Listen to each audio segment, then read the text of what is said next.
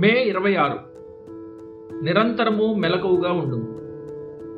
పరిశుద్ధులు మెలకువగా ఉండడం మానివేసినప్పుడే అపవాది వారిని శోధించడం మొదలు పెడతాడని నేను నమ్మకంతో చెబుతున్నాను. కాబట్టి నీ మెలకువలో స్థిరంగా ఉండు, లేదంటే సమస్తాన్ని కోల్పోయే ప్రమాదం ఉంది. ఆరంభం నుండి అంతం వరకు ఈ లోకంలో మన జీవితం ఒక చీకటి శోధన రాత్రి తప్ప మరేమిటి? క్రైస్తవుడా, ఈ గాఢాంధకారంలో నీ కావలి దీపం ఆరిపోకుండా చూసుకోవడం, శత్రువు నీకు తెలియకుండానే నిన్ను పట్టుకోకుండా జాగ్రత్త పడడం ఎంతో ముఖ్యం. నీవు ఆత్మీయ మత్తులోకి జారిపోతే సాతాను క్రోధానికి సులభమైన లక్ష్యంగా మారుతావు. నీవు నిద్రకు లోనయ్యావని తెలిస్తే అపవాది వెంటనే రంగంలోకి దిగుతాడు. అపోస్తలులు నిద్రిస్తున్న సమయం వారికి తెలుసు కాబట్టే వారిని గోధుమల వలె జల్లెడ పట్టాలని ఆశించాడు. లూకా 22:31. యథార్థవంతులు నిద్రకు ఉపక్రమించినప్పుడే దొంగ మేల్కొంటాడు. పరిశుద్ధులు మెలకువగా ఉండడం మానివేసినప్పుడే అపవాది శోధనలు ప్రారంభిస్తాడు. కాబట్టి నీవు ఎల్లప్పుడూ అప్రమత్తంగా ఉండు.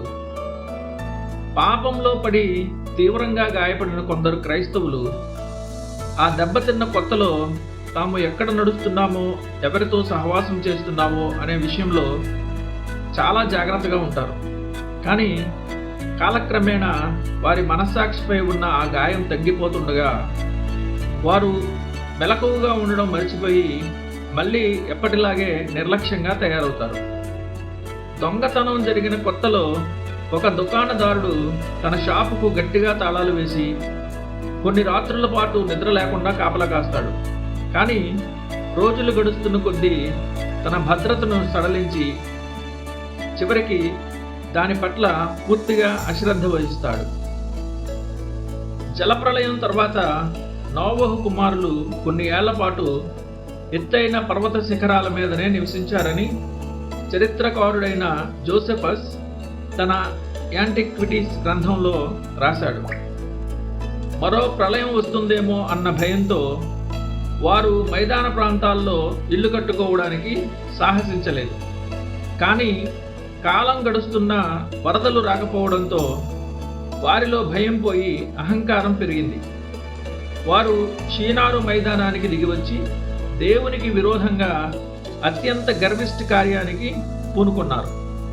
పరలోకాన్ని తాకేంత ఎత్తులో ఉండే ఒక గోపురాన్ని కట్టడానికి ప్రయత్నించారు. ఆదికాండము 11:2-4. మొదట మునిగిపోతామనే భయంతో కొండ దిగడానికి జంకిన మనుషులే చివరికి పరలోకపు దేవుడు తమకు తీర్పు తీర్చకుండా తమ్మును తాము కాపాడుకోవడానికి ఒక కుయుక్తమైన ప్రణాళికతో సాహసించారు.